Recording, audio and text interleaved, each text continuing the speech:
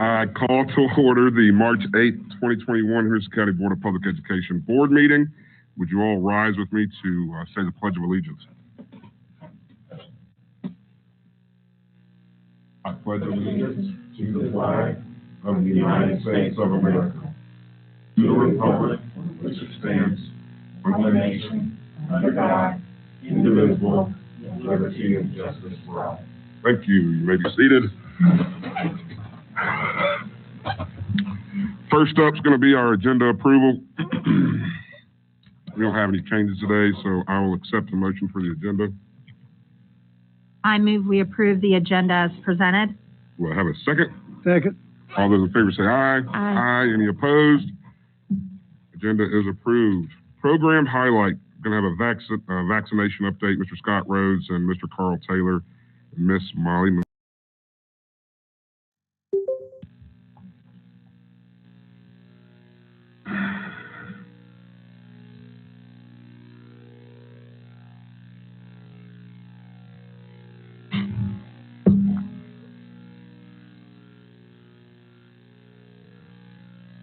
Gives us great pride to have the opportunity. I feel those hopefully we would be getting schools. Excited about it.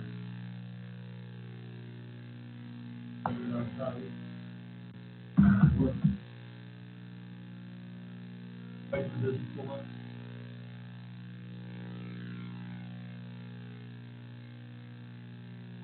Yes. Okay. Get ready to go through this subject. Before we get started, let's talk to you a little bit about how did this all come to fruition.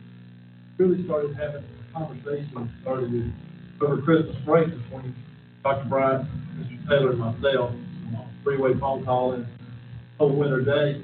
Just talking about the possibilities of when it's our turn for vaccination, that we want to be prepared. We really started talking about what that process would look like and some of the key integral parts in the planning.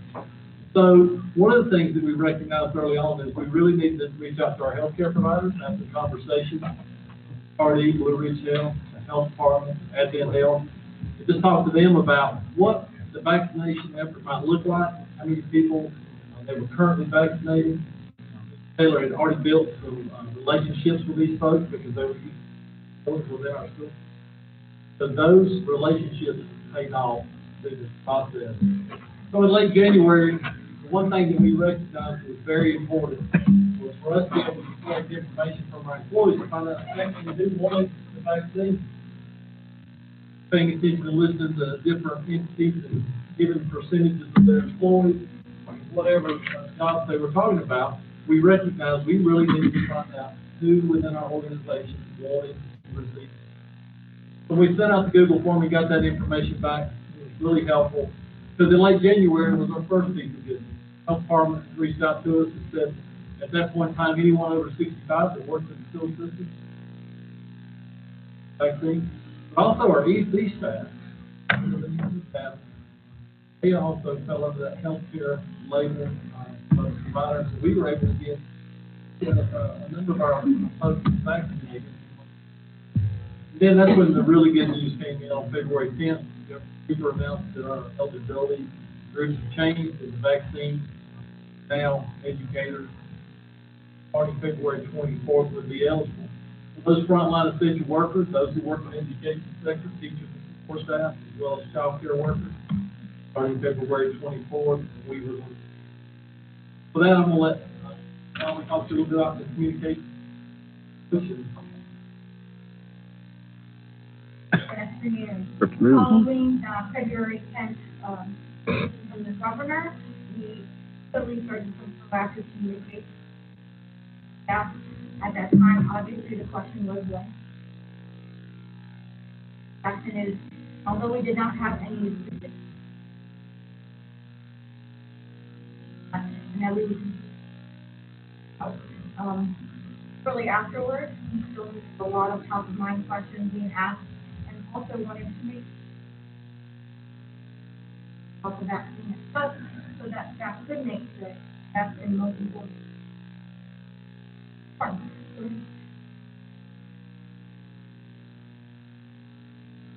17th, that was the big day when first and we were told that they would be.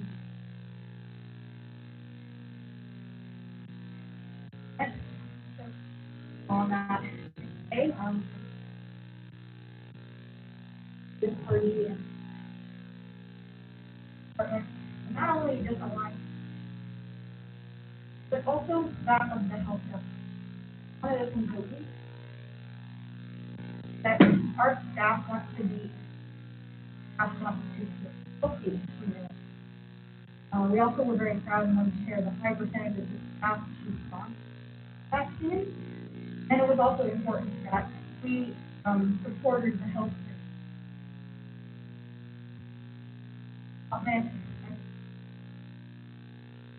vaccination.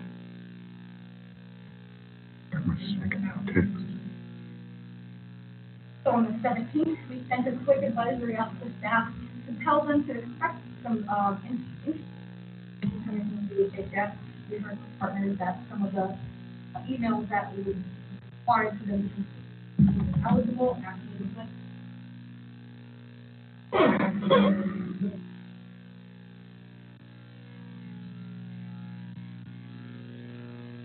19th, the plan was to communicate the details, including volunteers for 15 5 those. If following that was the all staff internal email sent out not only the clinic dates, but also how they would be scheduling the events to by what date and from security media specifically using the team but that included a press release and then also the interviews with some of the staff members who shared as well as photos from the clinic. And that was specifically sent out on the afternoon of February following. While we wanted to share this, we also wanted to respect the privacy of the staff members and team. So as we continue, more and more people sharing their reasons why, one of the things we shared with staff was to go to their lives with the Keep Up for Schools hashtag, which I was excited to, we crafted in our communications team staff members that assist me. I'm excited to say that we've been replicated across a few districts in North Carolina and beyond, so other later. Your mic on. Yes, sir, it is. Now it is. Now it is. Okay. We're getting some feedback. I'm getting some emails from folks and Yeah. texts that we're getting some feedback. We're sorry about that. We're working on it right now on our YouTube channel. So just continue on. All right. So the next piece was finalizing the scheduling. Once we got that news on the 17th, that following week would be a time where we could vaccinate our employees, and then preparing for the principals meeting on the 19th and getting that initial information out. Came the part of getting our volunteers scheduled to receive their vaccine ahead of time, and then also getting everybody else their appointment time. And so that's where I'm going to now get into the coordination and the distribution of the vaccine. So as Molly mentioned, on that Friday before, on the 19th, that is when we had the first initial principals meeting to get out the initial information. Part of that meeting was asking our principals and directors to identify volunteers that could help us out at the clinics, especially on the Saturday clinic that Pardee was willing to run really just for Henderson County Public Schools. They typically do not have a Saturday clinic right now, but that was going to be a special one that would allow us to schedule our employees. So on Monday, February 22nd, that's when principals, directors received appointment times for the volunteers. And then they received that information in the morning. By the end of the day, they had to get confirmation back to us that the volunteers would be able to make their scheduled appointment time. Then the very next morning, principals and directors received another email. This email contained a spreadsheet of appointment times for the rest of the employees at their site. So as you can see here, we asked a lot of our principals and directors to start out that week just being able to confirm all of those appointments and be able to communicate back to us either yes, the employee was available, or no, that they would not be available that week to receive the vaccine. We then took that information and quickly turned that back over to our partners.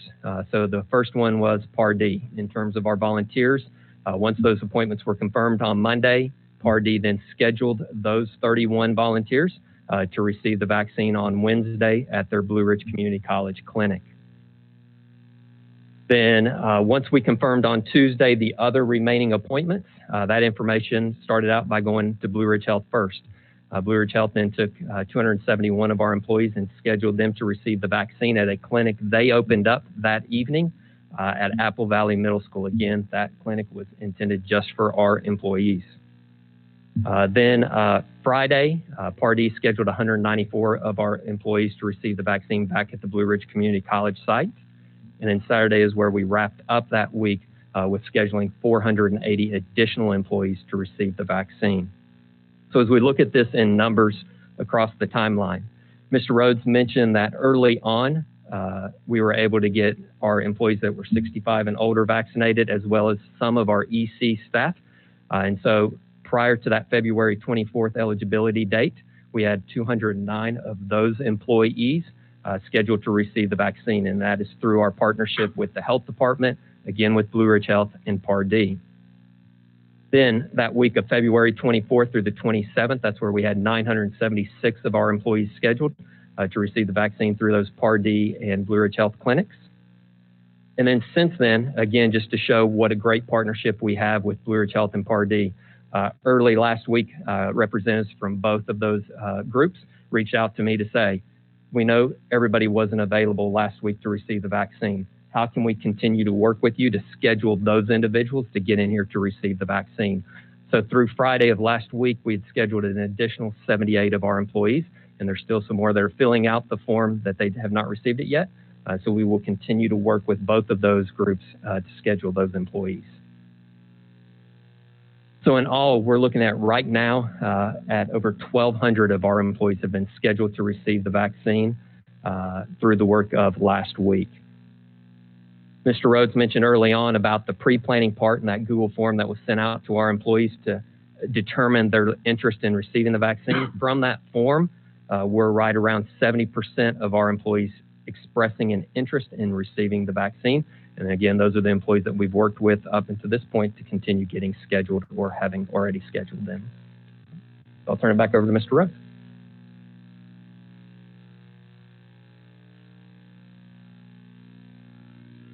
So as we kind of begin to wrap up just a little bit, really want to say thank you again to so many folks. To start with, again, PAR-D and then Blue Ridge Health, again, for them making us a priority through this process. But also, you know, these folks, when they start telling a little bit of this story, I don't know if everyone quite understands because it went so smooth. But the process and the moving parts that went into this planning process was huge. Because when we got this information on a Friday that we're actually going to get the vaccine and turning that over by Monday to get that information out to our principals, and then for our principals and our directors to go out immediately, confirm all of those appointments with every employee was no small undertaking. And so I just want to really brag on Mr. Taylor. He being the point person between PAR-D and Blue Ridge Health and those conversations and keeping people their appointments and being able to answer those questions. His department has just done an exceptional job. And then also I just want to give some huge kudos to Molly. Hashtag Sleeves Up for Schools. Some of you might think you just automatically go to the Twitter and you just find that and you start using it. Well, not for us. She created that hashtag, and other people have decided across the state and the country to use this hashtag that was created here for Henderson County Public Schools. So as you start to see some of the pictures here are the outcomes of our vaccination process. You see people defining their why, you know, and as you recognize some of these pictures, how many times do you see people smiling, knowing they're going to get a shot and they're on? Not very often, but in this case, our teachers and our educators, everyone recognizes this is our way out of this pandemic and getting all of our kids back on a full-time basis. So we're really proud to be able to present this to you, and we'd be happy to answer any questions that you may have. I don't have any questions. I just want to reiterate all of our thanks for everyone at Pardee, Blue Ridge Health, BRCC for giving up their space.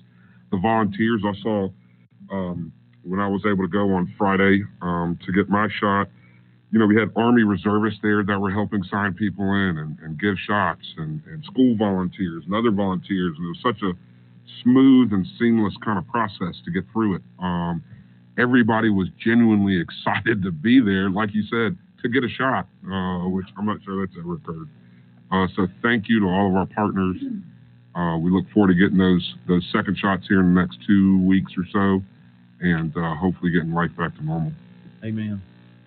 I was amazed at how well it worked. Yeah. And that took a lot. You don't do that without planning and preparation by some leaders and you guys. And maybe we could send to Pardee and Blue Ridge and the health department a letter or something besides, because all of them's not listening to this, and just send to them a thank you for our teachers and that's going to affect our students and everybody else. And then, John, if maybe you could send out to our principals and our teachers and the volunteers from our teachers of how much it's appreciated, because that wouldn't have worked if all these people hadn't come together and if they hadn't been a lot of planning in it, because it was like you went in there and you got your shot, you waited 15 minutes and you were out. And I've heard so many compliments of that. So. I Yes, agree. ma'am. Ms. Case and members of the board, just to share kind of an extension of that, it's going to be our pleasure to honor those partners at our April board meeting. We will have all had our second dosing at that time,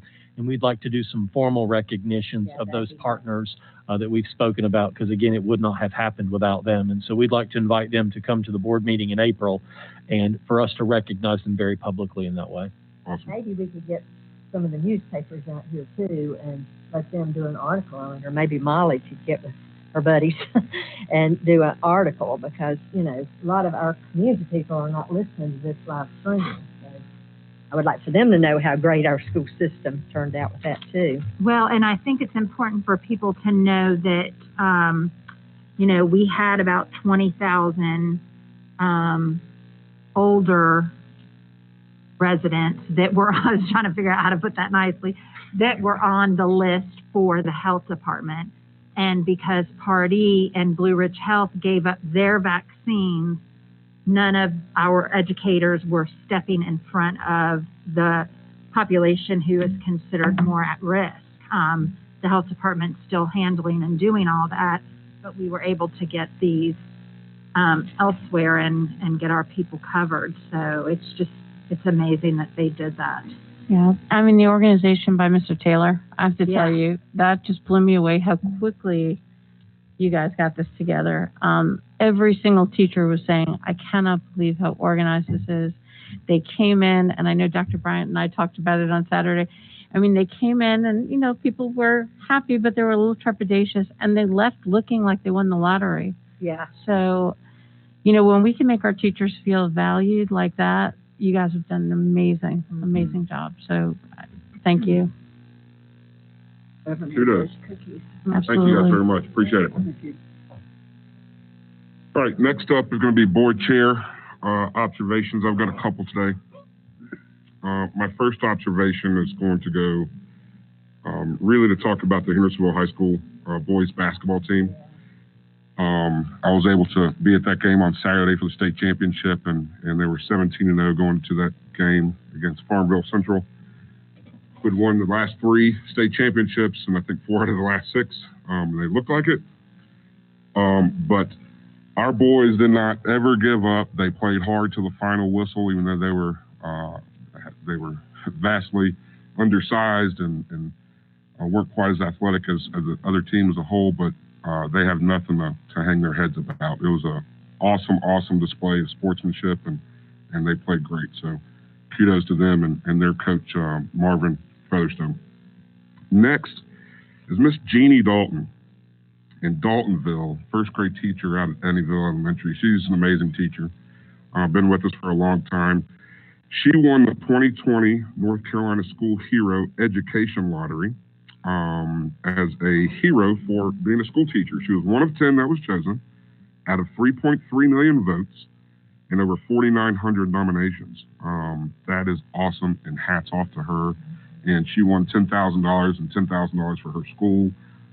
So I guess that lottery money is coming back, at least in a little bit. Not as much as we expect, but congratulations to her. And that's all I have. So I open it up to the floor to the board members. Ms. Casey. I think we need Wendy Fry to stand up. Yes, For absolutely. you. With her honor that. Oh, Yes, yes. she did. How well to end a career in one topic and then go into the next. Congratulations. And the other one is Janae Dalton. And I just can't say enough good things about Janae Dalton and the teachers that she is and the teacher she's become and how she loves her kids. She's mine. Absolutely. Anyone else? I have a couple. One, I'm hoping that the people who wrote into us for public comments are listening, because I just wanted to point out that we are not keeping 6 through 12 on Plan B. If it was up to me, they'd be back every day. That is a ruling from Governor Cooper and DHHS. They have not changed that. The House and the Senate of North Carolina have tried to pass a bill to get those kids back in full time if local boards agree to do so. But it is, the governor vetoed it, so they're now trying to override the bill a second time from what I understand. But I just wanted to make it clear that we are not the ones who have mandated that. And then I'm hoping as we round the corner on this COVID pandemic, the amount of work that our full staff has done for the past year has been nothing but exemplary. I mean, just when I think back to a year ago and on Saturday, March 14th, the governor shut our schools down, by the way, after telling us on the 13th that he wasn't going to. And then by Monday, the 16th, we had teachers that were emailing their high school students, I'm thinking of my high schooler, with these are your lessons. They're in Google Classroom. You know, they were a little more prepared because they were using Google Classroom a lot more than the younger grades. But I mean, they came to work Monday and they didn't even miss a beat, and how our administration team worked behind the scenes trying to get curriculum up.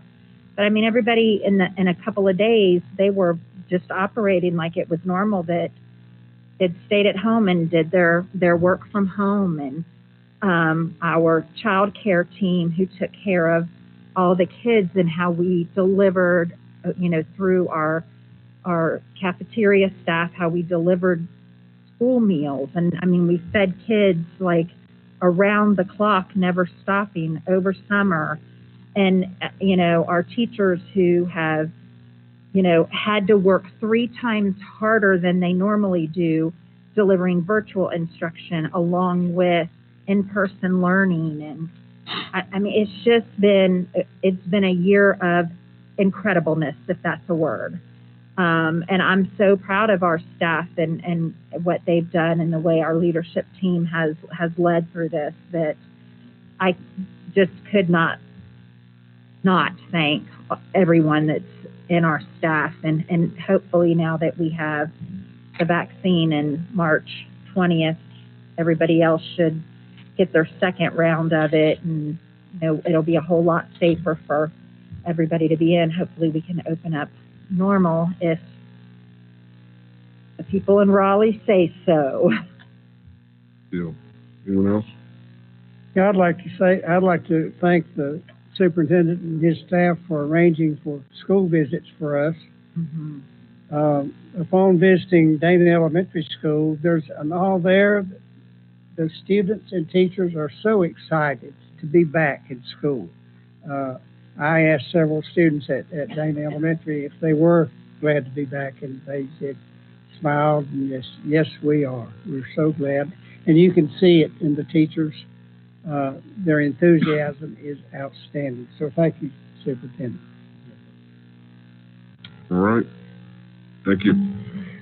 Next up, it's going to be public comments. I don't see, this is going to be the first day that we were able to have some people back, but nobody showed up, correct? All right. We did receive some emailed public comments, and I'll reiterate what Mrs. Holt said. We are doing the absolute max that we can by law right now as far as sending kids back to school, K through 5, every day, 6 through 12, 2 days a week. It's been suggested that we perhaps break the law and just send everybody back and see what happens. But, that's always a possibility, but we have to remember the state gives us about $90 million, so we'll end up shutting down 23 schools if we decided to do something that silly. And so we are not personally keeping your kids out of school right now. We are doing the absolute max that we can. The max that we can.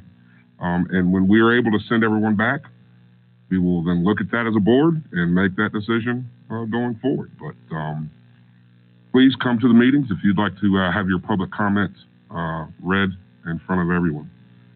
Next up is going to be our consent agenda. I will take a motion. I guess we're going to pull out the resolutions. You want those read today, those 4 resolutions? Whatever you prefer. All right. We have 4 resolutions that we'll read, but I'll take a motion to approve the consent agenda. I move we approve the consent agenda as presented. Second. Dr. Revis, second. All those in favor say aye. Aye. Any opposed? You guys like to read these resolutions or not? Sure. All right. Since you said sure, public school volunteers, Mrs. Holt, that's all yours. Oh, goodness. This case. I know, detention after school. Each of these resolutions comes with its own soundtrack. Right. These are special resolutions, soundtracked only. Yeah. Okay. Resolution honoring the observance of Public School Volunteer Week, April 19th through 23rd, 2021. Whereas parent and community involvement is a significant factor in the success of our schools, whereas by becoming a volunteer, parents and community members are providing an invaluable contribution to the education of our students, and whereas volunteers assist teachers and staff with day-to-day activities involved in providing a balanced education for our students and are an important part of a team that works to ensure that all of our students succeed, and whereas we are grateful for the many ways in which volunteers contribute to our schools, and whereas by working together we create a new sense of community and of shared responsibility for our future, and whereas we sincerely appreciate our dedicated volunteers for sharing their time and talents with the children in our community. Now, therefore, be it resolved by the Henderson County Board of Public Education that in honor of the special people who volunteer, April 19th through 23, 2021, shall be observed by the Henderson County Henderson County Public Schools as a Public School Volunteer Week, adopted this 8th day of March, 2021. Thank you, Mrs. Holt. We are Hope Week. Anyone like to take that one? Or I sign it? I'm getting it ready. Okay. I'm keying it up. All right.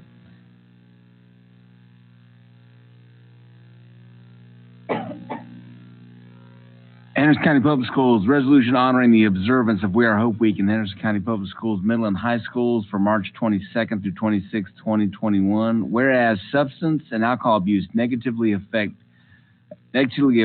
many areas of the brain, the liver, the heart, and other body parts, and can cause adverse behavioral, psychological, and social consequences.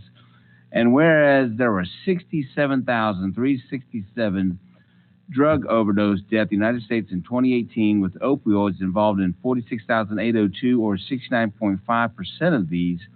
And whereas substance and alcohol abuse continues to occur among children and youth in our society in 2019, 8.3% of high school students in North Carolina smoked cigarettes, 35.5% used an electronic vape product, 24.2% drank alcohol, 22.1% used marijuana, 4.8% used cocaine, and 16.6% took prescription drugs without a doctor's prescription, according to the Centers for Disease Control and Prevention's 2019 Youth Risk Behavior Surveillance. And whereas student leaders in Henderson County Public Schools, 6 high schools, and 4 middle schools have joined with local organizations Hope Coalition in educating their peers on alcohol, tobacco, marijuana, and prescription drug use and abuse. And whereas students at Apple Valley Middle, Flat Rock Middle, Hendersonville Middle, Roby Middle, East Henderson High, Henderson County Career Academy, Henderson County Early College, Hendersonville High, North Henderson High, and West Henderson High are making commitments to be substance-free. Now, therefore, be it resolved by the Henderson County Board of Public Education that March 22nd through 26, 2021, be observed in Henderson County Public Schools, middle and high schools as We Are Hope Substance Abuse Awareness Week, adopted this 8th day of March 2021.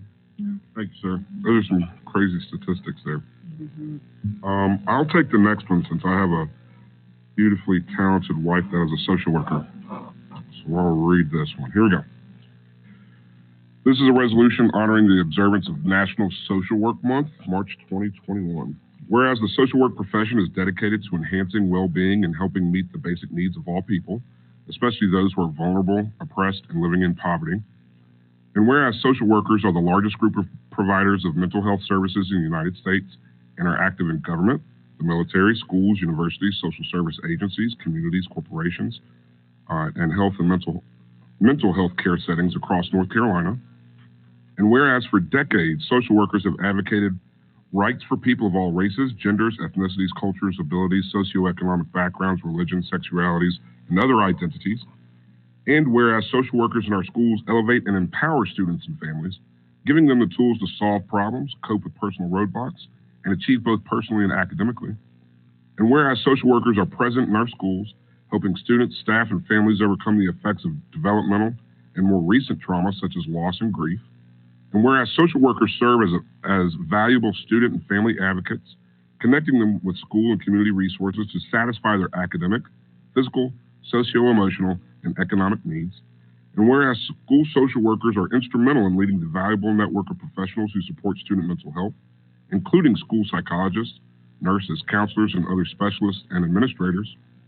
Now, therefore, be it resolved by the Henderson County Board of Public Education that March 2021 be observed in Henderson County Public Schools as National Social Work Month, adopted this 8th day of March 2021. And we have one more, which is Arts in Our Schools. Which of you four would like it? Mrs. Cassidy. Okay. Resolution honoring the observance of Arts in Our Schools Month, March 2021. Whereas March has been designated by the National Dance Education Organization as Dance in Our Schools Month, by the National Association for Music Education as Music in Our Schools Month, by the National Theater Association as Theater in Our Schools Month, by the Council for Arts Education as Youth Arts Month, and by the North Carolina State Board of Education as Arts in Our School Month. And whereas arts education in North Carolina schools includes 4 separate and distinct disciplines: dance, music, theater arts, and visual arts, each with its own body of knowledge and skills. And whereas the arts have been part of life from the very beginning and are an inseparable part of the human journey, describing, defining, and deepening the human experience. And whereas all students participating in arts education courses benefit from the skills and processes developed through the arts and apply those skills in a variety of disciplines and settings, no matter their intended career paths. And whereas arts education contributes to students' development through heightened skills in listening, understanding human experiences, creative problem solving, adapting to and respecting others' diverse ways of thinking, communicating effectively and analyzing nonverbal communication, reading, self-expression, imagination of humankind, creativity, and whereas arts education innovatively ignites and engages learners and personally enhances the social and emotional morale, as well as the quality of all students and all schools' cultures by helping develop self-confidence, boost self-reliance, and increase empathy and compassion towards oneself and others. And whereas arts education is essential for all students in North Carolina as part of a well-rounded education, now therefore it be resolved by the Henderson County Public Board of Education that March 2021 will be observed in Henderson County Public Schools as Arts in Our School Month, adopted this 8th day of March 2021. Thank you, Ms. Koski. Claire, can I say something? Yes, ma'am. With this social worker, we couldn't have had those social workers come in at any better time in the history of our schools, because they've just done a fantastic job with these kids that need them. And then with arts education, I was a teacher for 100 years, and there were so many kids that were touched by our arts that maybe weren't the greatest academic or the sports or whatever. And arts is really important to our schools too. To say that our administration hit that nail on the head, bringing that recommendation to us to hire more social workers, and the county agreeing with us, and us putting that in the budget and getting that done over the last couple of years was invaluable, especially over 2020 and going forward. Clearly, we're going to have more issues going forward, and they're going to be a great resource for us. So I agree wholeheartedly with you. All right, old business. We are going to get on with this traditional calendar. Mr. Carl Taylor, before you get started on this, there is a law that essentially says what date that we are allowed to start school on and when we are allowed to finish. And this is the earliest date that we can, by law currently right now on the books, can start for next school year. We have been in touch with some of our legislators, Chuck Edwards, and most notably Mr. Tim Moffitt in his office, on possibly presenting a bill to the legislature sooner rather than later that would allow us to start the school year 1 week earlier, which would then end our semester before the Christmas break. We hope that happens. But today we have to pass a calendar by law before April 1st. So we have to do this. But I do want parents to keep in mind that for the next couple of months that we get something that comes down from Raleigh that says, hey, you're allowed to start a week early. We're going to start a week early. Right. All right. So with that, go ahead. Yes, as you've mentioned, Mr. Craven, for this traditional calendar for next school year, the start date is August 23rd, which meets the current calendar law for a start date. For, as you kind of look through it, the Christmas or the holiday break or winter break does have 2 full weeks. The first semester ends January 14th. Spring break is in line with the other calendars. So the flex calendar and the early college calendar, all of those spring breaks in March are aligned. There is an Easter break as well, and then the final student day being June 3rd. So I'll take any questions that you may have regarding this calendar. If we do start a week earlier, how does it affect? Does it affect breaks or? Basically, you keep the same calendar. We just end up ending on the 27th, correct, of May. Yes, sir. So if, by moving it up a week would allow the first semester to end there on December 17th. The spring break, again, remains aligned with all the other calendars. Okay. So the breaks be then aligned. the end date would be able to move up a week. And there is something to think about there. You can see that 80 number on December 2021. That means that that's 80 full days in school up to that point, which the calendars wouldn't be exactly even. There'd be more days in the second half of the year, which is, I mean, it's neither here nor there. Now, we go off of hours in Henderson County, not necessarily days, but still, I think it'd be very prudent if we could get that done and end our semester before Christmas break. So hopefully that still happens. And I don't believe that we're the only county who's asking for that flexibility. We are not. Oh, no. Because we saw That's that a whole lot. list. So, I mean, is there strength in numbers? I think what happened, what's happened in the past is that local school boards have asked for local control. And the state did not want to give up that control. And so what we asked for, and we conferred with Mr. Moffitt's office and had some communication with them, is that we just want to start on August 15th. Mm-hmm. No earlier than. Mm-hmm. If we can start on that date, we can finish our semester before Christmas. they can still control it and put it in a law that says you can't start by August 15th and be in control, you know? But it's still, this helps our kids. That extra 3-4 days in the summer, that's not going to make the difference down the coast as far as the beach vacations or as far as camps or anything of that nature. So let's do what's right for kids, and hopefully they make the right decision. Also, we need to reiterate that the kids who graduate on this calendar cannot go to That's Blue right. Ridge. They cannot go to AV Tech. They can, on that next semester, and they cannot go to college because those dates of those schools do not jive with our calendar. Yep. And plus, test scores are going to be a lot better if you don't have to go back and review 2 weeks and then start again. Yep. And you could finish when in December. So I hope the parents out there hear what we're saying, that, you know, the legislature is the ones that's in charge of what's happening here. In Ms. When I- Case, if I could add to that, because the board spoke to this at their last meeting, that, you know, we received a letter of support from Blue Ridge Community College, from their leadership, from their board of trustees. That higher education university alignment is the critical piece of this advocacy. You know, it's what's best for our students. And so that same support has been demonstrated by the community college, and we know higher ed would value that as well, to give us that opportunity. So we would look forward to seeing that minor revision in the legislation would be a world of good for students across North Carolina. You know when we Council might, agreed to it. Yeah. sorry, go ahead. You know when we might hear anything? Maybe never. I think from what I understand, they're working on that now, trying to get something done now. Okay. When I started on this path, I guess it's been like 2.5 years ago now, I thought that it would be a handful of our seniors that this affected. More than that. It's like 200 180. that this affects. That, I It's mean, a big deal. yeah, they could start college really 8 months earlier Yeah. than their peers. And I mean, that's not even talking about the testing, which is a huge impact too, but just for them to be able to go on and start if they, for whatever reason, that they wanted to start earlier. It's just benefits them greatly. If we don't have one of our legislatures put in for Henderson County on this, John, will that mean that if they pass it, then we won't get it because we didn't have a bill?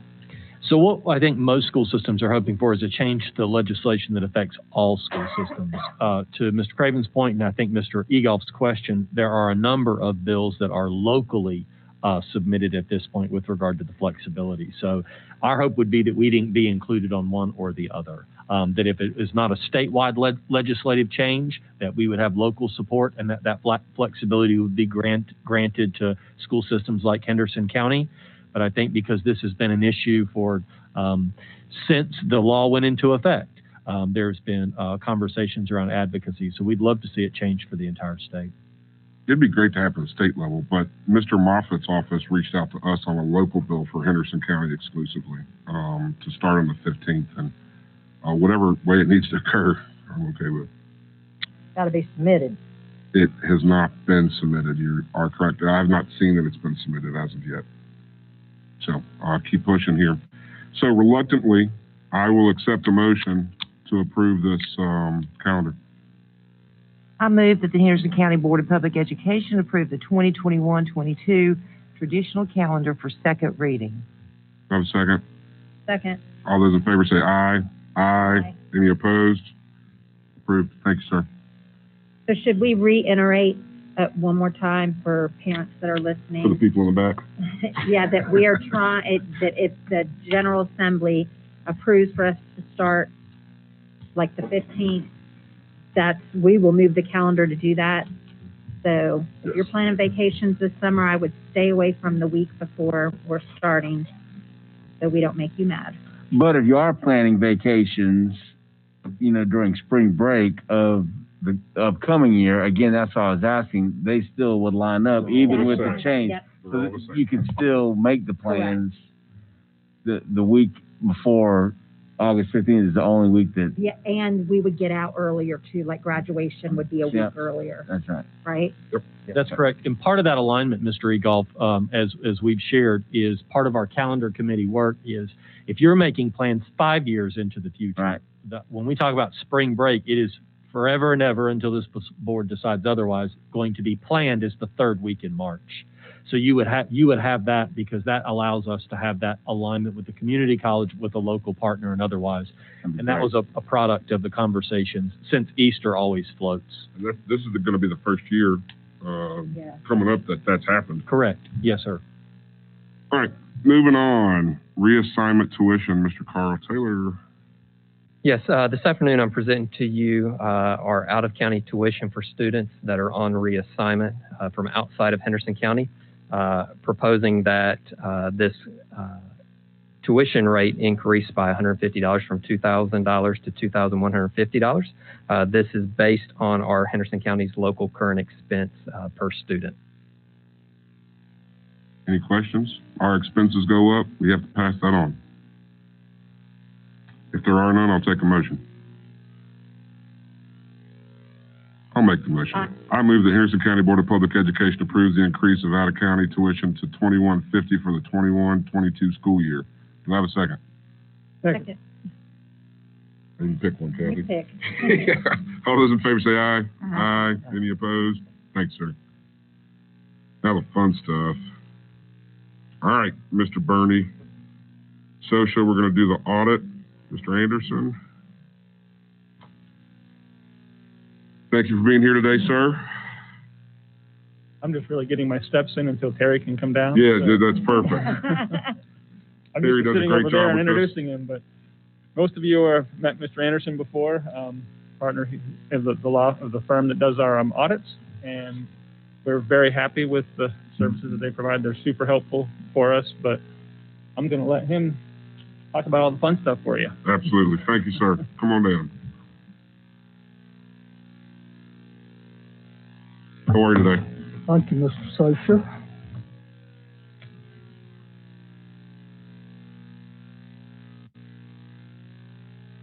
You have to bear with me. I can't lick my fingers and turn my pages. Good afternoon. I'd like to thank you for the opportunity to be here today and for allowing our firm to conduct the audit of the board's financial records for the 2019-2020 year. What I would like to do before I review the details of the report and the results for the year is to discuss the audit process and procedures that we perform. Then I will review the results of the governmental funds, which include the local current expense or general fund, the state public school, other restricted, individual school, federal grants, and capital outlay funds. Following that, I will highlight the results for the enterprise funds, which include both the Child Nutrition Fund and the Child Care Fund. And lastly, I'll summarize for you the results of the audit. Several years ago, the accounting standards which we operate under shifted from control-based audit procedures to a risk-based approach. What auditors are now required to do is to gain an understanding of the nature of the Board of Public Education business operations and its environment. Because of this, our audit procedures are designed to analyze the board's operations and the policies and procedures that are in use in order to determine whether these processes are operating as intended. Part of this process is conducting interviews with the finance staff of the central office, but also interviewing other staff both at the central office as well as at the individual schools in order to gain a better understanding of the internal controls and segregation of duties that are in place. A key component of a risk-based approach is to look for fraud and the risk of fraud taking place.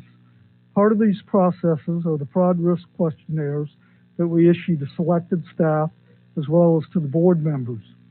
The board should be cognizant of where fraud risks are with the Board of Public Education and the steps that management takes to mitigate those risks. An auditor is not charged with the responsibility of finding fraud, but if any fraud is found, or if the auditor believes that there is a risk of fraud taking place, then the auditor is required to discuss this with management and the board and to determine if additional audit procedures are necessary. Once the audit team has gained an understanding of the board's operations, then the next step is to test compliance with adopted policies and procedures that are in place. This process includes determining a threshold called financial statement materiality. Since every transaction cannot be examined, we structure our testing based on where we determine the greatest risks are and on amounts that we consider to be significant to the Board of Public Education's financial statements. As mentioned, we also audit the individual schools. A staff member of the finance department carries out some of the audit procedures for the individual schools. We review that work and also conduct interviews at several schools each year on a rotating basis. The goal is the same as with the central office, to be able to determine if the policies and procedures that are in place are operating as intended and determining that the internal controls and segregation of duties are adequate and operating effectively. We determine that the internal control and the segregation of duties, both at the central office and at the individual school level, have been appropriately designed and are generally operating as intended. Also, as I've reported to the board previously, we are required to conduct an audit of the board's federal and state financial assistance. We are required to rotate which programs that are looked at each year. We verify that the internal controls and segregation of duties over federal and state awards are in place and operating effectively, as we do for the financial audit, and we test selected programs for compliance with the requirements for each program as set forth by various governmental agencies and the Department of Public Instruction. Now I'm going to go through some numbers with you. They start with Exhibit 4 on pages 17 and 18 of your report, which presents the governmental funds. For the governmental funds revenues, your total was $156.5 million for the year. That's an increase of $26.1 million from the previous year. This increase does include the recognition of completed construction and the capital outlay fund for the Edneyville Elementary project, which totaled $27.1. So if you exclude that from the comparison, you actually had a 0.7% decrease from the 2018-2019 year in governmental fund revenues. Again, excluding the completed construction, you had 22% of your revenue was represented in the general fund, more than 71% in state public school and federal grants fund, with the remaining 7% from other restricted individual schools and capital outlay funds. This display presents basically the same information, also from Exhibit 4 on pages 17 and 18. In comparing these exhibits with prior year amounts, revenues in the general or local current expense fund increased by $1.8 million from 2018 to 2019, and then by an additional $922,000 from 2019 to 2020. Special Revenue Fund revenues reflect an increase of 4.8%, or $4.5 million from the 2018 to 2019 year, and then an increase of $1.6 million, or 1.7% for the 2020 year. Capital Projects funds reflect an increase of $2.7 million in 2019, and then an increase of $23.6 million for the 2020 year, again attributable to the Edneyville Elementary project. This next slide details the breakdown of governmental fund revenues for the 2020 year into the major revenue sources as presented in Exhibit 4. The majority of the revenues, representing 54.2% of the total, are from the state of North Carolina. 36.4% comes from Henderson County, 5.8% from federal sources, 2.5% are generated at the individual school level, and the remaining 1.1% represents miscellaneous revenue sources. On the expenditure side, the total governmental funds expenditures were $155.8 million compared to $131.7 million for the previous year. That's an increase of 18.3% compared to the previous year. Again, excluding the construction-related cost results in a decrease of 2.2% in comparison to the previous year.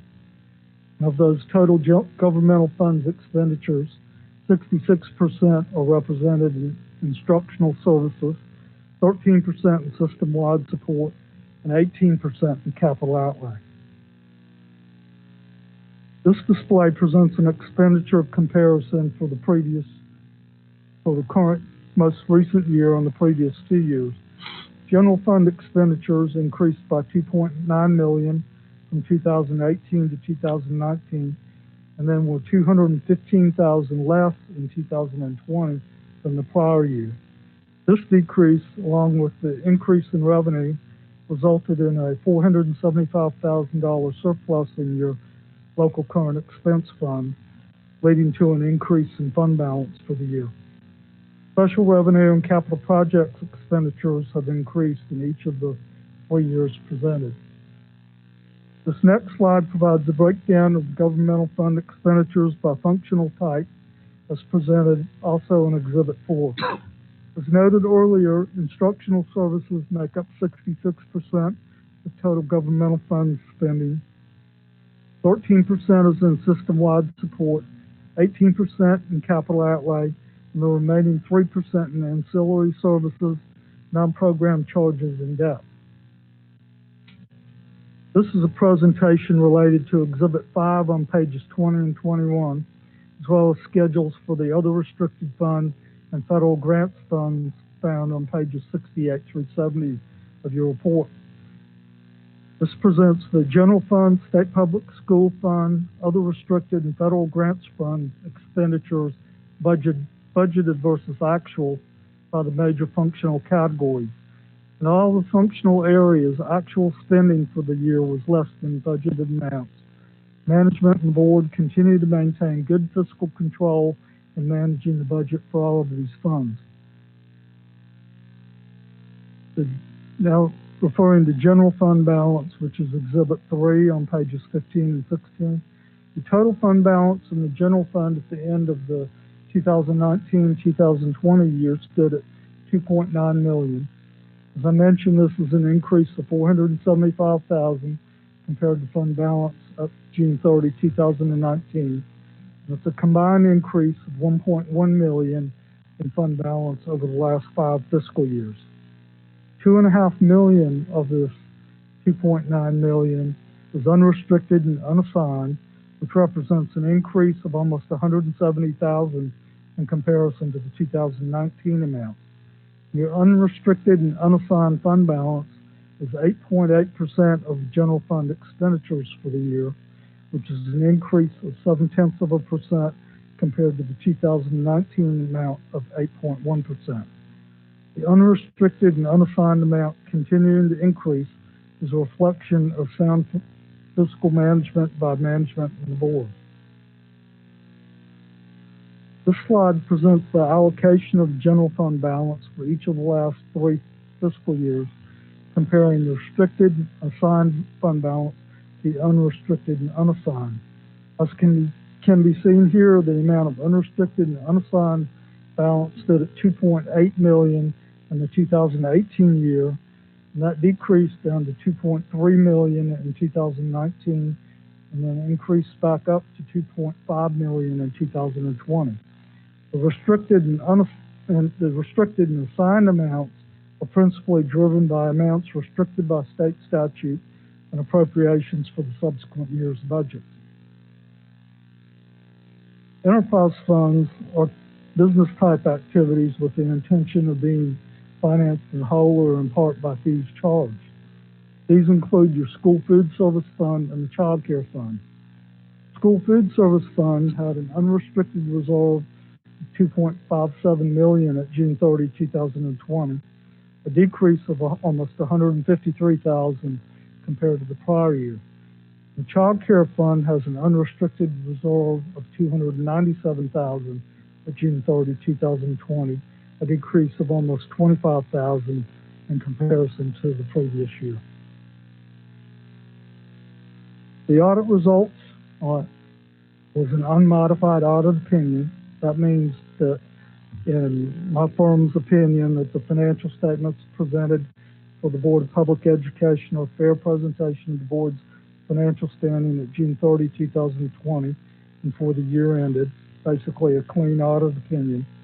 We had no significant audit adjustments from what's presented to you on a monthly basis, and no single audit findings on compliance or question costs.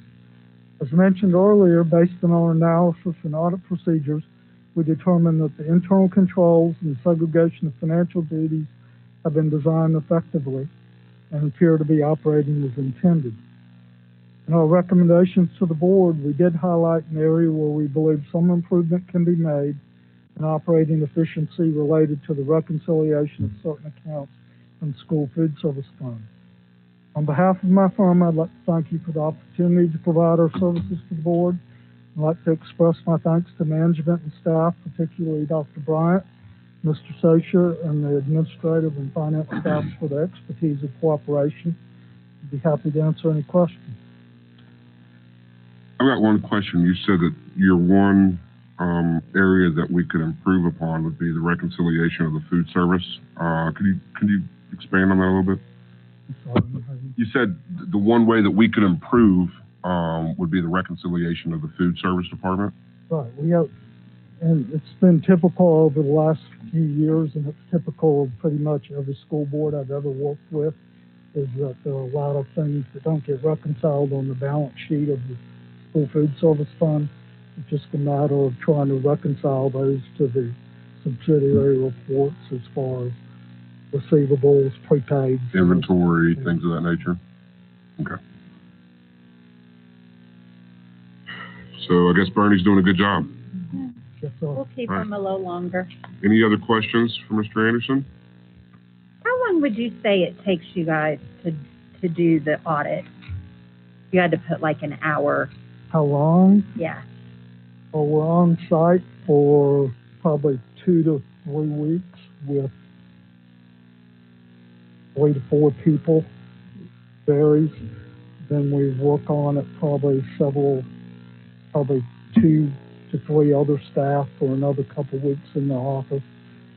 And it takes a little while to put together the 100 and some odd page report. Wow. Awesome. Yeah. Any other questions? You guys do a great job. We appreciate it very much. Thank you. Thank you all. All right, now we got some board superintendent reports. Yes, ma'am. Oh, yeah, well, okay. See? I know. You're never leaving. She keeps me straight. In your hole. All right, I'll take a motion to approve the attached audit report for 1920 fiscal year. I move that the Henderson County Board of Public Education approve the audit report for the 1920 school year. Do I have a second? A second. All those in favor say aye. Aye. Any opposed? It's approved. Now, return to learn update. Dr. John Bryant. Thank you. Welcome.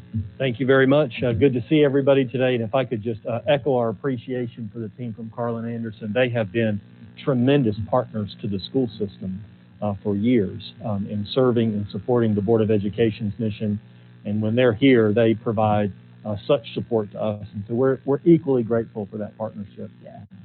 And as you said, I think we have the finest finance officer in the state of North Carolina in Mr. Bernie Sosha. And appreciate his leadership of the team on that respect.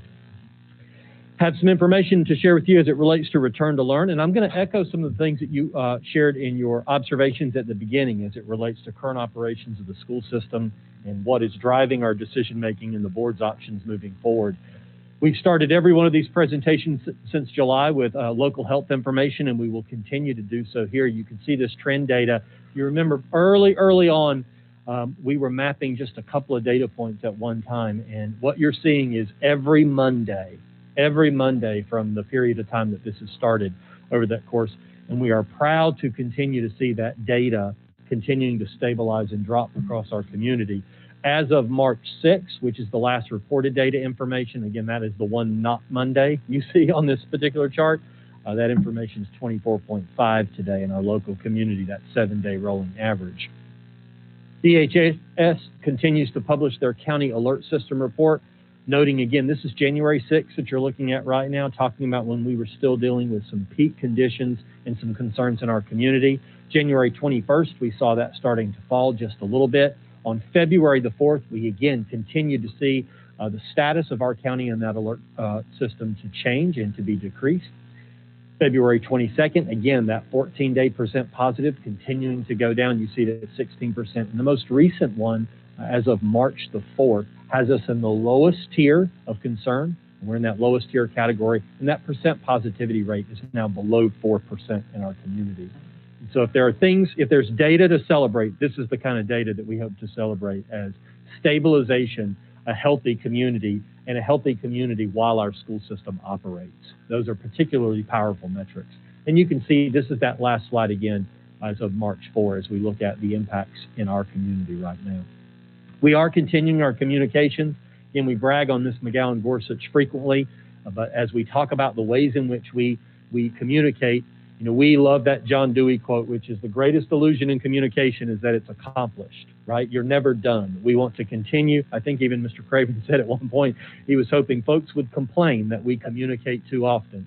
So we continue to post information to the COVID dashboard. It's updated on a daily basis as it relates to the positive rates that are school affected in each of our school communities. Remember, those are individuals who are eligible and or are attending face-to-face. Yes, sir. Yeah, so I do have one person that has complained, and that was my wife, but I think it was a problem with our phone system. It called us about 500 times the other night for something, and that's the only complaint I've heard so far, though. Okay, all right. Well, I've gotten a few.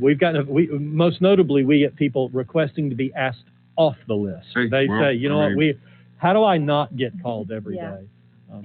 I would love to report that one of those people was Mary Louise Korn. I wish she was listening. I bet she did. We had great fun with Mrs. Korn in the hallway one day, and she said, "How do I get off of that call list?" And I said, "Miss Korn, we can help you with that." I think it was immediately following a snow call was what. That's what really set it off. Was. Call at 5 o'clock in the morning. Yeah, she's speeding somewhere in the Dominican and driving around, and she didn't need that phone call. So we have people asking to get off that list, but we are making those calls right now. Anytime we have school-affected cases, we are communicating that to school communities to keep our staff and our families informed. This is the promise that we made at the beginning of that period of time as it related to what we will communicate and what we won't, and we continue to hold fast to that promise. From a workforce tracking standpoint, it was critically important to us in December. We've shared this with the board previously and in January to keep a close eye on that trend data as it related to our safe operations to supervise, to instruct, and to make sure that it was safe for our students to be in school. We've seen that workforce stability tracking stabilize over the last couple of weeks. You can see here the months or the weeks in February as it relates to the average number of teachers that are absent, average number of teacher assistants, and total number of employees. And in this most recent week, that number hovering right around 80, 50. And that is very comparable to normal operations. So again, this is total number of absences for any reason. And so one of the things that we have been doing is recognizing that we've seen the stabilization of these data points, and we feel very confident in our school system operations as it relates to that. The revised state guidance is specific to some comments that Mrs. Holt made at the very beginning and Mr. Craven made as well. And I do want to be very specific because the Department of Health and Human Services updated guidance on March 4th. So we received updated guidance for school system operations just last week. And specifically, I put the entire paragraphs up here. I won't read them to you, but I will highlight the key elements. And those are the ones that we've known, which is right now for school system operations in North Carolina, the permissible plan operations in kindergarten through 5th grade are Plan A or Plan B.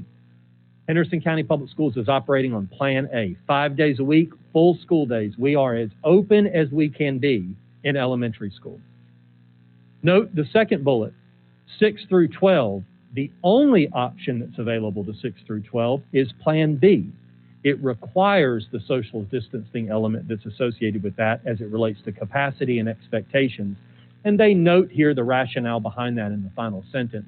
But it is critically important to know that Plan A is not an option for middle schools and high schools. Say it one more time. I'll be glad to. Plan A is not an option for middle schools and high schools. Thank you, sir. It is perhaps the most frequent question that we answer as a school system administration right now, and I'm certain one that you receive as board members.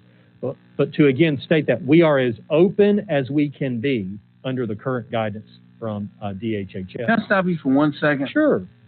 Something to go back to? No, I think what maybe people, because it says here, schools should return to in-person instructions to the fullest extent possible, up to 5 days per week. Yes, sir. And people might stop reading right there and then say, now look, it says here, Right. should return to in-person up to 5 days. Why in the world are we not? Well, if you go further, it says we have to maintain 6 feet of social distance. And just the way that our classrooms are organized, we're not able to do a 6-foot social distancing, which requires us to be in B. Am I Yes, saying sir. that right? And you're saying that perfectly, Mr. Egoff. And I think one of the confusing factors is there are school systems in the state of North Carolina that are on a reduced schedule where students aren't attending every day of the week. Students are attending every day of the week in our schools. Now, our Wednesday day has been a remote day for all students with the exception of certain personnel. But there are some school systems that aren't going to school on Monday, on Tuesday, on Wednesday, on Thursday, and on Friday. And so to your point, the requirement, that 6 foot of social distancing, schools were not designed for that. Classrooms were not designed for that. And while we would love to have all of our students who choose to be in school or would like to be in school to have that opportunity, that's that critical factor. The final bullet that you see here is maybe the most significant difference as it relates to the updated guidance. And that in essence says that the remote learning option, or what we've known as Plan C, is not an operational option for school systems. In short, it is only available for families and students who choose it, or people who find themselves in high-risk categories. So from the standpoint of can the school system operate under Plan C right now, the answer to that would be no. We have to provide statutorily a remote learning option for every student that would so choose, and that's that requirement right here. But in short, the DHHS guidance says in elementary school, you can be open 5 days a week for all students who choose it. In middle schools and high schools, you can be open under Plan B, which is that social distancing requirement that Mr. Egoff spoke to. And again, you must offer a remote learning option for anybody that selects it. So one more time, just to illustrate it now in chart form, what is available to kindergarten through elementary school? Plan A, and that is the operation that we are on. Plan B is the only current option available for 6 through 12. So from a recommendation standpoint, where the administration stands as we bring to you each time for the board, it is our recommendation that we continue to operate on Plan A for all elementary school students, kindergarten through grade 5 for the remainder of the school year. That we would continue on Plan B for all middle and high school students, and I would love to emphasize the last part of this bullet, until Plan A is an option. We have been driving toward a readiness for operating under Plan A for our middle school and high school students. We agree educationally how critically important it is that those students are able to attend school every day as soon as it is available to them. And one of my favorite elements of participating as a volunteer at the vaccine clinic was talking to teachers who recognized it's possible because of steps like that, and excitement and joy and encouragement around having our students back in school buildings each and every day. This board is well aware that while some legislation was vetoed by the governor's office and then it failed in the override in the General Assembly, there is additional legislation that is out there right now being reconsidered at the state level about granting that option and availability. But ultimately, we are looking forward to the time when Plan A is an option for Henderson County Public Schools. We will continue to monitor community health trends and workforce stability just as we have done throughout this entire process, because all of those things have to remain as fluid as the data that's in front of us. We'll continue to keep communications and keeping our community informed. And finally, the summary thoughts are no different than those that you've seen the whole time. The fluidity that is necessary means we have to pay attention to what's going on in our community, and that is contingent on local health. We are proud to see the direction that local health is moving. There's nothing better than seeing that chart angled down right now. in terms of cases in our community, but we will stay in close concert and lockstep with our health department and our partner agencies. We'll respond to the updated guidance as it's available to us, and we'll continue to do everything within our power to serve the students under our care. I would be glad to answer any questions about the Return to Learn update today. What are the possibilities or probability of returning to Plan A before the end of the current school year? It would be my hope, Mr. Bridges, that that is on the very near horizon. We were hopeful that we might have that same opportunity today. When Senate Bill 37 was on the House floor and then being considered by the General Assembly, it would have permitted the Board of Education to give that consideration today. But our great hope is that Plan A would be available for every student under our care before the close of this school year. So could we go ahead as a board and vote to allow 6 through 12 on Plan A if it becomes available via the General Assembly in the next week, 2 weeks, like whatever, before we meet again? I would defer to Ms. Lopez on that just to make sure, because I know that our board attorneys had been clear with the board that you are the ones that vote on that operation. So I'll defer to Ms. Lopez on that. Yes, ma'am. I think that the school board could, because the law is a known entity. And if the legislature were to, the override were to pass, we know what the law is at this time. And so you could decide that at that time you would move in accordance with the law. Okay. I think you would have to direct the administration on, how quickly in communication and that kind of thing. How long would it take? I think when we think about that, if it were to be determined today, we would need at least 1 week to communicate to parents and families the change in conditions and also to change the facilities as they're set up right now. Classrooms are not built that way. And when I say 1 week, I'm giving a generalized answer as we've talked about it. One of the promises that we've made to our parents and families and to our staff is that we would give them as much notice as possible as soon as we could give them that notice. In an ideal setting, every individual would have an opportunity for to be fully through the vaccination element of that. But what we know is that we would need some time to communicate because we have given that promise to people throughout this process. And this law has changed in a 2-week period if they voted for it, so it could change. It certainly could change again. Yes, ma'am. Absolutely. And with the second dose coming at the end of March, would it not be more prudent to operate, I know the 2-week period after the second dose is considered 95%? Yeah, I think it's 95, 96, depending on what you have. So we're getting our second doses, the vast majority, 19th and 20th of this month. That puts you first week of April, which is spring break. We come back after spring break for our board meeting. I think it'd be a very prudent conversation for them. I personally don't think it's a great idea to do it like blanket statement now, but I'll accept any motion that's on the floor. Well, but here's the thing. If we meet, if everybody gets their second shot, but the governor will come. The governor may come out and say it's okay to go 6 through 12 or whatever he says. But then we would have to meet again to approve that. But the soonest we would meet would be after spring break. And then you're saying a week after that, right? As soon as we can approve it.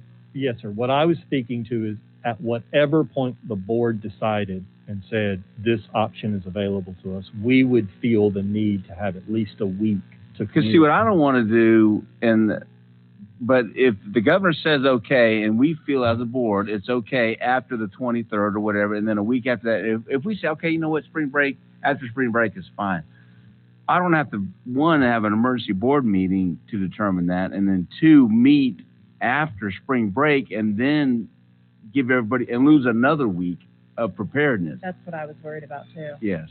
Well, I know we want to have the second vaccination on board.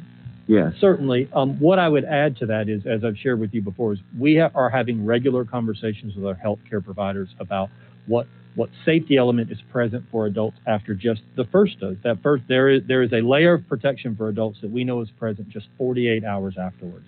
And certainly the maximum protection comes 10 days after dose 2. We know that to be part of that But when Steve Smith and I are having conversations about our readiness to operate under Plan A, now that those people who have participated, we have the full support of the health department in doing so in that respect. And we know that that's critically important because what we have done is we have made the vaccine available to every employee who chose to voluntarily participate. And so when we think about what that is and putting ourselves in a position of readiness, ultimately the timing, rather than attaching it to a date, will be determinant on when that availability changes. Don't forget, these teachers are still teaching under 3 different things because that's, they need time to switch it too. So, I'm just thinking if we get lucky enough that by the end of this week or next week, that bill is, that veto is overridden, we know that our staff will be safe on the 30th. If we don't come back until the 12th, then we vote on it and it's another week. And then Like, it's it another would be week. nice to, let teachers know the week of the 30th, okay, or the week of the 29th. The board is game with this. Let's start kids back after spring break on the 12th, as opposed to waiting to the 19th. Yes. Can we, instead of making a motion on this and dictating that, direct staff to say, get your staff ready during spring break. And we come back on that Monday, the 12th, and the governor's done the legislator's done whatever, then be prepared that week for us to send you back. We'd have to vote on it, though, would we not? On that date, we would, yes. I'm not comfortable voting on something that there's not even a law about yet. Right. And I'm not comfortable about waiting another week Yeah, me either. after, April's gonna be almost over. Then make a motion. I mean, we could always call an emergency meeting if we had to. I think what we're directing is if the General Assembly is allowing us to go back, that we can go back. I don't think we're voting on a specific law per se. No, I've called the emergency meetings within 48 hours of anything that's come up like this. I haven't waited. Yes. And prior to this, I was doing meetings every 2 weeks for almost a year. And I would be more than willing to set up an emergency meeting to do Let's something. do that, though. I'm just not willing to prefer vote that, on a too. motion on a law that's not even on the books. Have you had any input agree. from the governor's office at all within the past week? He'll call Yeah, us they just afterwards. put that one out. Only the reporting from DHHS. So we had a statewide call on the updated guidance. But if you guys like to make the motion, I'll accept the motion. Yeah, I'm okay with, obviously, we've had emergency board meetings before, and if Yeah. we do it again, that's fine. Just as long as we're not making a decision on getting these kids back to school on the 12th and then waiting another week, that's what, Right, but we need I to don't get think these he's kids saying back that. as soon as possible. And if we need to call an emergency board meeting in a day or 2 days or whatever it is. I do think it. the 12th, just depending on how this whole thing plays out, and you never know what's going to happen in Raleigh. I think the 12th is going to be a phenomenal date. You've got, after spring break, everything's going on. And hopefully in a week or two, we get notice from the state that we can do this. I'm willing to bring us back in. We'll spend an hour, whatever. We'll hammer it out. We'll vote. We'll get it done. We'll give you a date to get it done. I am not willing to vote on something that's not law yet. That's just me. But I'll take a motion. What anybody wants to make a motion. Make a motion that what you said is what we need to do. Is that a thing? I don't think you need a motion. I don't think we need to measure that. Yeah, we'll Don't pause. With the emergency well, she made a motion. Can we make that Well, motion? what I hear from Okay. Mrs. Case and ultimately from each of you is we will be at the ready as soon as you call a meeting when there is an opportunity for us to do anything There you go. other than what we're doing. Yeah. And Absolutely. so the leadership team will be prepared, our school administrators, our teachers, our support personnel will be ready to present to you as soon as we can choose something other than we're choosing. And right even if that's tomorrow, if we get a call from the governor's office and something happens tomorrow, I'm willing to call a meeting on Friday or Yeah, something to set yeah. it up. We'll give, I'll give everybody I'm totally 48 hours comfortable with to that. Yeah. We have 72 the remote hours. option always, Right, right? right. And we can do that as well. And then we'll get in here and we'll vote and Yeah. decide on it and decide on a date, but I'm just not comfortable going forward. Right, and just remembering too, the people who had the Moderna on Wednesday and Thursday. Their second shot is the 26th, not the 20th. Well, you guys have a month They're 4 until weeks. for the Moderna I shots. just want to throw that in Oh, there. it's So what? You wait it's the 4 weeks? 26th. They Yeah. wait 4 weeks for Moderna. Ah, and 3 Right, weeks which for I still Pfizer. think that wouldn't affect the after Easter. It should be the 12th. No, It still it should be wouldn't. a Yeah. good date. I mean, think about it. After spring break, if we can get this thing going and get that, I mean, that'd be awesome. Good that way would to be finish awesome. the year. yeah. But just keep your ears peeled, and if something passes, then everybody get ready. We'll call you guys back in. We will certainly keep you That informed work? as soon as we Yeah, can. I think that works well. Okay. Let's move on to our next topic, naming the school facilities, policy 9300. Dr. Brandt? Yes, sir. Thank you, Mr. Craven, and members of the board. Specific to this particular piece, you may have heard we're putting a new building on the campus of Hendersonville High School, and one that Mr. Taylor will share with you a little bit later that you're going to get a chance to see in person really soon. But specific to that, we have historically had an opportunity to speak to each of our school facilities and whether or not there are opportunities there to recognize individuals associated with those. What you see here is some specific information from Board Policy 9300, which deals with the naming of facilities. And I won't read the entire paragraph to you other than the last portion of the sentence is one of the factors that boards may consider when giving consideration in this respect is to, quote, honor or the memory of an individual who has helped students in the school system succeed through financial contributions or educational leadership. And there's a specific element to this that is associated with Hendersonville High School. You may remember that back in 2009 or so, discussions began at the community level as it related to what was formerly the Boyd Automotive car dealership, directly adjacent to the school property, and an opportunity for the school to be expanded at some point to have the opportunity for renovation, construction, and otherwise. And so that ongoing construction that's taking place there is a physical representation of a significant contribution by the Boyd family. Specifically, Cam Boyd and the entire Boyd family were integral in allowing the future of Hendersonville High School to remain on its current campus footprint. And in 2012, that automotive dealership and the supporting land that was associated with it was sold to the county. And then the family made a significant gift back to the county on behalf of their participation in that endeavor. And that really laid the groundwork for the construction and the renovation taking place. There have been so many integral players as a part of that, but certainly the Boyd family significant in that respect. And so with the policy in mind and that contribution in mind and the dialogue that had taken place with the family as we move forward, it's the recommendation today that we name the newly constructed building the Campbell Boyd Building in honor of the Boyd family on the campus. What that would do is represent both the history and, of course, the future of the school itself. The Stillwell Building, the historic structure, would stay exactly that, the Stillwell Building. The new structure in and of itself would honor and represent the Boyd family that made the extension of that campus possible. And so I bring that to you today with that in mind in terms of recognizing the family, their contribution, and the future of this school campus. And I'd be glad to answer any questions you might have. I don't have any questions, but I've got a few comments, of course. In our policy, and I'm reading policy 9300 for us, and number 3, I hate the last sentence that we have in there. And this is what that policy says. The name may be in honor or memory of an individual who has helped students in the school system succeed through financial contributions or educational leadership. Awesome. However, it is not the practice of the board to name a facility for a living person. I think that's ridiculous. Yep. Every single higher education institution in this country names buildings after people that make significant contributions, whether they're alive or whether they're dead, right? And I think just adding that in there is another layer of bureaucracy that's not necessary. And so it's, in my opinion, that we take that out. I agree totally. I just think it's ridiculous.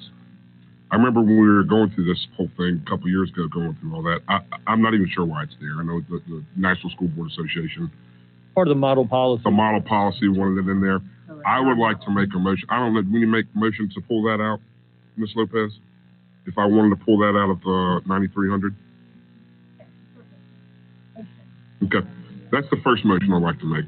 I'd like a motion to remove, however, it is not the practice of the board to name a facility for a living person from policy number 9300, naming facilities. Is there a second? Second. All those in favor say aye. Aye. Are there any opposed? Thank you.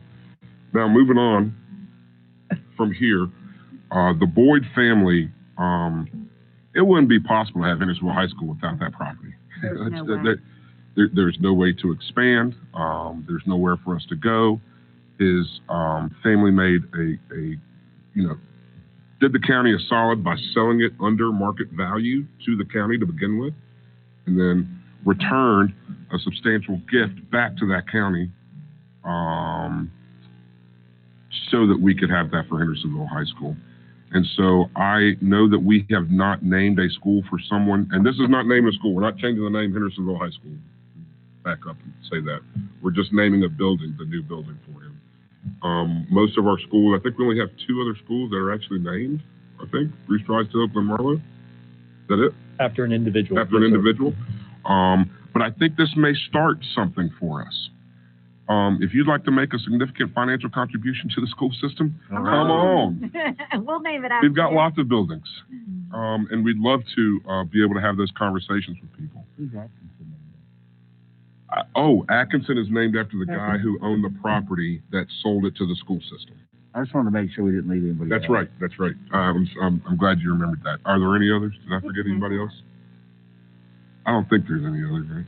West High was a really nice individual. That's Yeah. Well, I mean, let's not get on the northwest and east Right, thing in Harrison County because they are not in the northwest or east parts of this county. But that's, I don't know what that word is. But your point was that if people want to contribute, Contribute away. we'll take your money. We'll Come name on, we will name we a will building discuss after you. naming a building after you. So I think this is good precedent for our school system, and I think this is very well deserved, and I think we should move forward on this. Mr. Chairman, Yes, sir. I would like to make a motion that we name the new building at Hendersonville after Mr. Cam Boyd. Do I have a second? Second. All right, all those in favor say aye. Aye. Any opposed? It is done. Thank you very much, sir. Thank you. All right, moving on. We tackled that Yeah, that's awesome. policy too. Yeah, I hated that. Yeah. All right, construction update, Mr. Carl Taylor.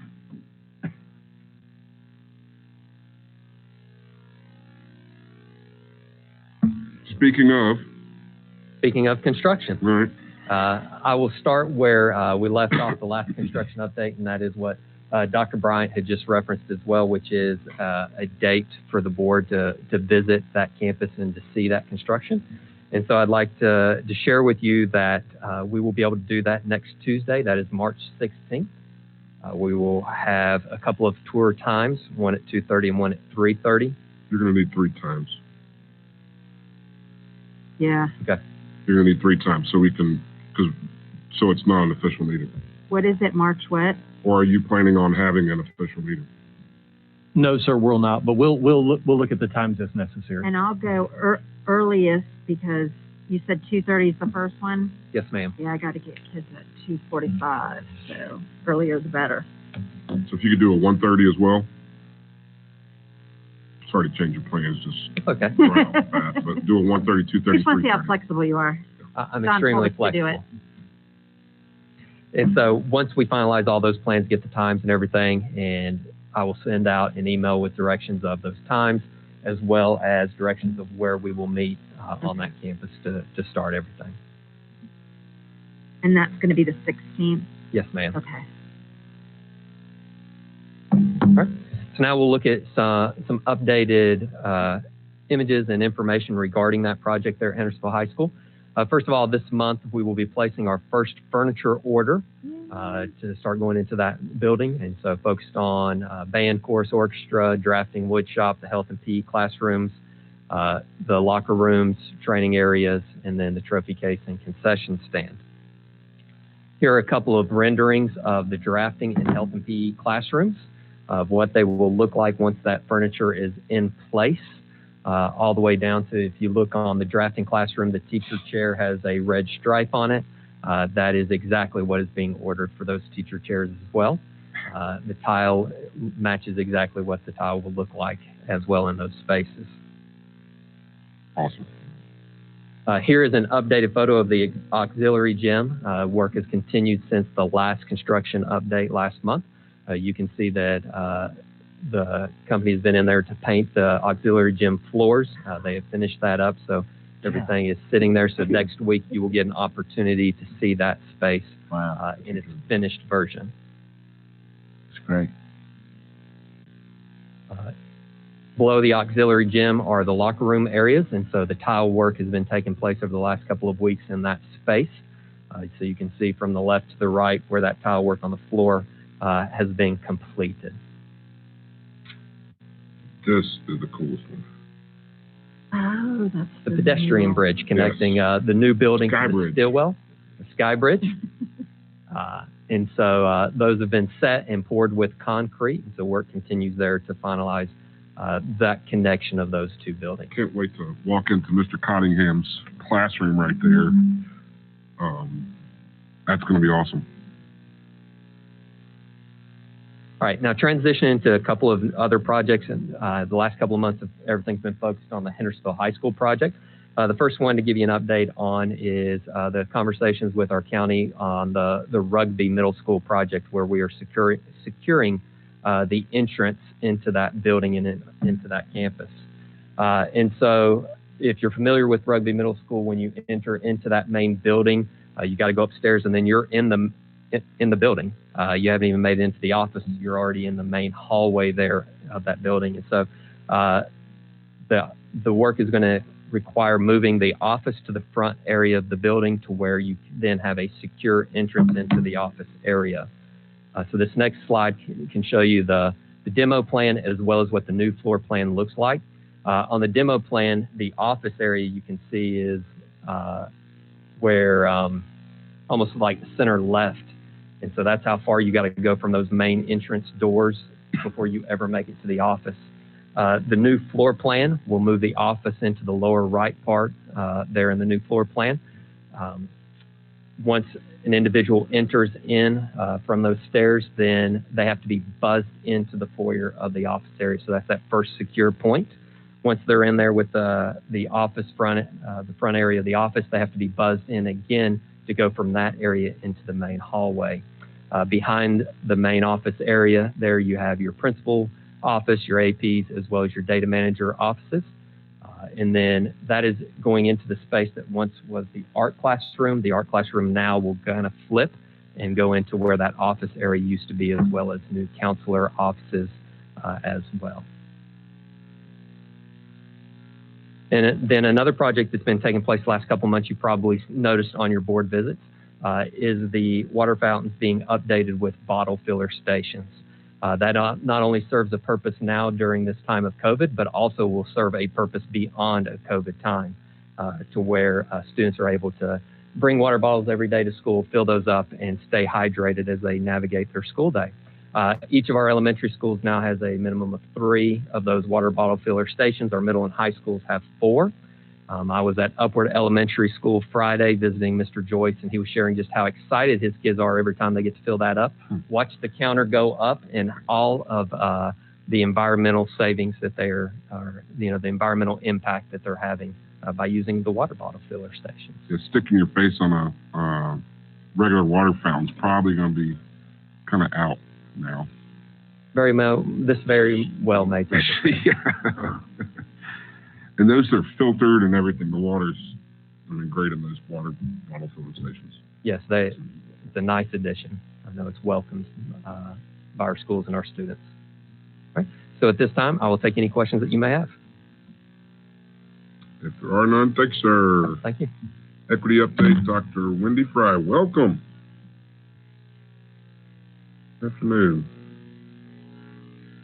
Good afternoon. Here. Over the last 12 months, we've been providing you with an equity update at each of your board meetings, highlighting professional learning opportunities, teacher recruitment, and curriculum frameworks. It's my pleasure to share with you one of the examples of continuing education for one of our exemplary middle school math teachers, Ms. Katie Gash. Ms. Gash was selected to participate in a program funded by the Burroughs Wellcome Fund, and it's called the SEED Fellows Program, and it stands for STEM Educators for Equity and Diversity. This program includes North Carolina STEM educators, primarily in the content areas of science and math, and it's a one-year commitment where the SEED Fellows convene twice a month in the evenings via Zoom to participate in webinars, panel discussions, guest speaker presentations, and education-centered book studies, all focused on the topic of race and equity, especially as it relates to instructional practices as STEM leaders. In a recent conversation with me about her students, Ms. Gash shared, "I want to validate their brilliance, I want to fan their curiosity, and encourage them to see the many STEM possibilities." At this time, I'd like for you to hear a little more about it from Ms. Gash herself. The value of the program, I think, is because all of our kids need to be reached, all of our kids need to be taught, all of our kids need to be able to see themselves in the curriculum to a point where they can excel at the same level. However, statistics have shown us that Black students, kids of color, Hispanic students, if they see a teacher who is of their same complexion, who is of their same race, that there's something that does that helps them to be more successful. Maybe they see in themselves the leadership that they see in their teachers. And so this is a very valuable program. We need to be encouraging more of our kids of color to get into STEM areas of study and to also be excelling in our AIG and honors classes. What are the implications of this program? What am I hoping will come out of me being a part of this SEED Fellows program? I am learning so much. We go to, as a cohort, we get together once every 2 weeks for about 2.5 hours. We are studying books like Why Race and Culture Matter in Schools, Closing the Achievement Gap in America's Classrooms. We have also read this book here, White Fragility, Why It's So Hard for White People to Talk About Racism. And we're not just reading these books, but we're also going through the educator's guides to these books that help us to make the connections that we as teachers need to make to race and culture in our classrooms. And that's an excerpt of a much longer statement that she provided. One of her sons is a communications major and actually filmed that video for us. This won't surprise you. Her principal, Miss Joni Allison, has these words to say about her in her application to be a part of this program. Ms. Gash is passionate about helping all students excel in the classroom and in life. She's an advocate for creating equitable opportunities for all students and strives to find ways for all students to see themselves represented in her instructional materials. And we recently had an opportunity to witness that in her classroom. Ms. Gash is the type of teacher that every administrator hopes to have on her faculty. She cares about her students. She sets high expectations for herself and her students, and she collaborates with her colleagues. Our next steps are for Ms. Gash and our other teachers and administrators who have been participating in equity and diversity trainings to share their expertise with staff across our district during professional development days, as well as our beginning teacher support program. Thank you for letting me share. Thank you so much. Yeah, happy to Appreciate that answer update. any questions. Mr. Chairman, may I just say a few words while Dr. Fry stands at the microphone? Ms. Case mentioned this earlier, but as she stands before you, I think it's very important to recognize, one, how fortunate we are to have such an extraordinary professional leading our instructional services team.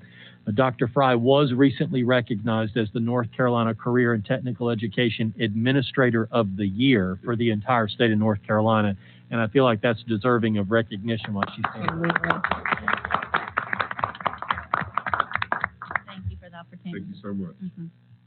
She will be representing Region 11, as I understand, or Region 2, I guess, which is North Carolina's representation for all of the entire Southeast. Awesome. So, pretty special. Look. We may be recognizing her as the national Administrator of the Year. Congratulations, Dr. Fry. Where's I'm going to go over the child care update for you real quick. So I just want to start out with our financial projections for February of 2021. Our revenues of $67,815. Our expenses, $60,978. With an operational profit of $6,836.74. You just make that up. You just got quiet. You know, when I'm making presentations, I just throw numbers out. Just make sure that adds up. Yeah, I checked with Bernie. So anyway, if it doesn't work, we'll throw him under the bus. But no, we're really excited about those numbers for this month. Just want to give you again, to remind you that the RFQs went out in February, like we said, and then those are posted on our website. And also, the child care changes went into effect last week. Again, that's the pay by the week.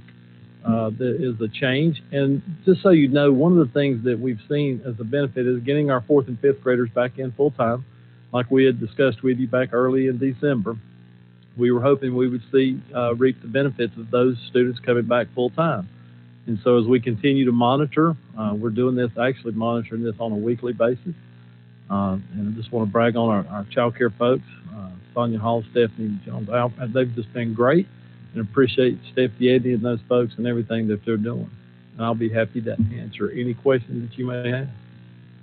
So the $7,000 profit was even before we put in place the pay by the week. Yes, ma'am. And our early projections from last week look very good. And we're hoping to also have some really good news from our DHHS, the monies that we've been getting. We're expecting to get some money March 15th and possibly again in April. So we'll be reporting that to the board next month. Yeah, make sure you let us know next month how the numbers are looking. If the increase or the weekly pay, how much did it drop enrollment and things of that nature. Okay, yeah. You know what I mean? Yes, sir. Awesome. I appreciate it. Thank you. Thank you, Mr. Rhodes. All right, financial statements, Bernie. You already got a good report card today, so. Well, this time of year, this one looks really good. Right. So. Yes. So local current expense, other restricted funds for as of February 28th. Our revenues total $24,321,000, and expenditures are just at $17,267,000.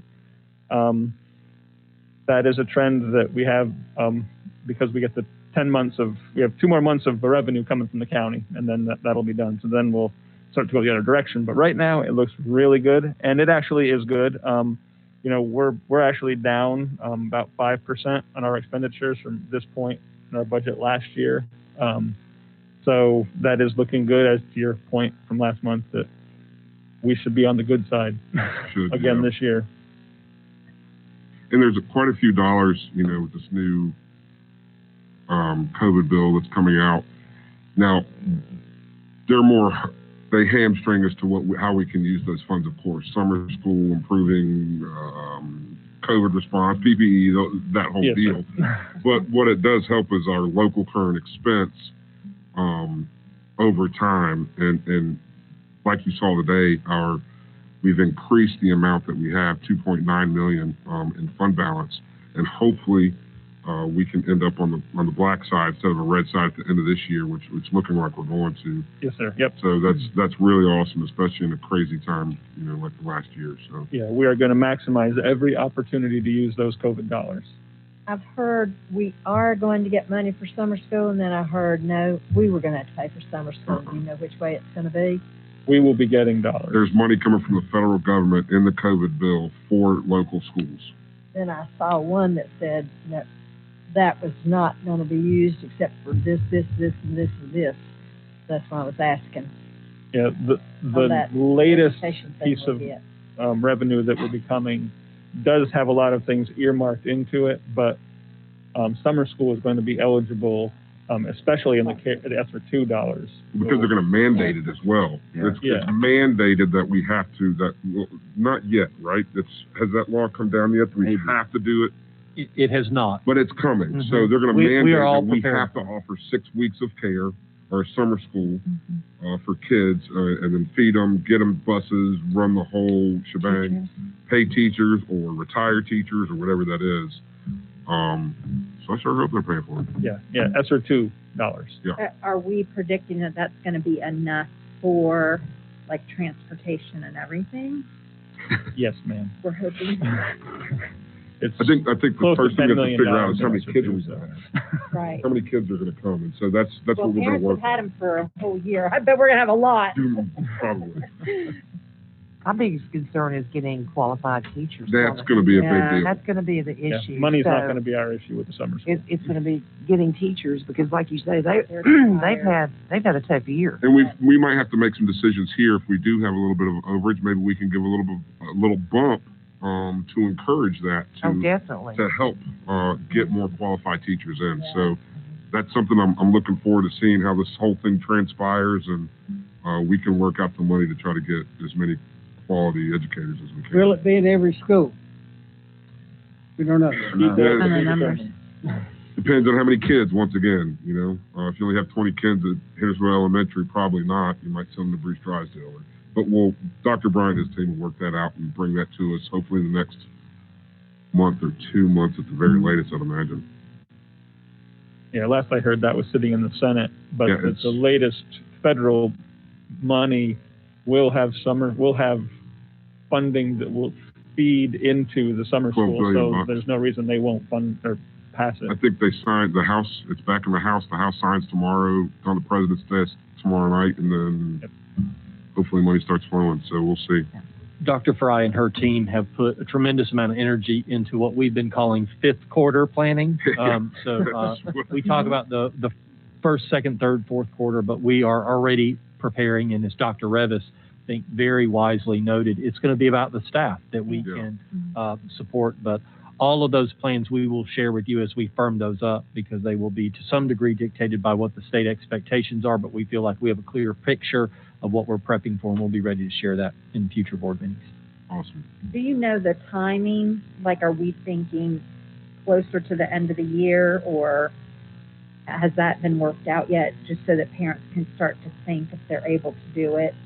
Yeah, not exactly right now, because there is we have seen some revisions to the legislation. It was very, very specific about days and times and those kind of things, and they've given a little bit more flexibility and fluidity to that in terms of what the total offering is. So as we know more, we certainly will want to get that out to families. But when you think about it, at least over a 6-week period, you are talking about the bulk of the summer. So really scheduling around it is going to be very difficult to do, probably, if you're thinking about it from that lens. We just know our school year closeout will be necessary, just as it always is. And then a deep breath for everybody, and then a chance for us to step back in. Well, let me make a suggestion, if I will. I know you guys have probably thought about this, but we have 2 schools that are year-round. They only have 6 weeks off. So we're probably going to have to jump on the ball and be ready to go really soon after school starts, because July 8th, we're getting back in school. And you said it right. Dr. Fry is already on that. She is, her team already recognizing that we have schools that are transitioning to that year-round calendar and making sure that we're ready to serve those students as well. Awesome. Thank you, Bernie. All right, general operations. Thank you, Mr. Chairman and members of the board. Just a couple of things. General operations are some reminders. Again, we are in kindergarten registration is taking place across the school system right now. You see some additional dates as we move through that. You have your school board visits, and I appreciate Mr. Bridges making that note. They have been thoroughly enjoyable experiences to connect with our kids, to talk to our kids. I've reshared my story about fractions. I learned about fractions at Dana Elementary School as we were touring. Perhaps my favorite story with a student this year is I was speaking to a 3rd grader and asking her to share with me what they had learned. And she said, "We've learned about fractions." And I said, what is it that you've learned? She said, "We've learned how that they have all kinds of applications in everyday life." And I said, "What kind of application is that?" And she says, "How to cut up a brownie." Like, oh yes, that is a good. I like a girl who's thinking about this. And I said, "So please tell me, what would the fraction be if you were cutting up that brownie for yourself?"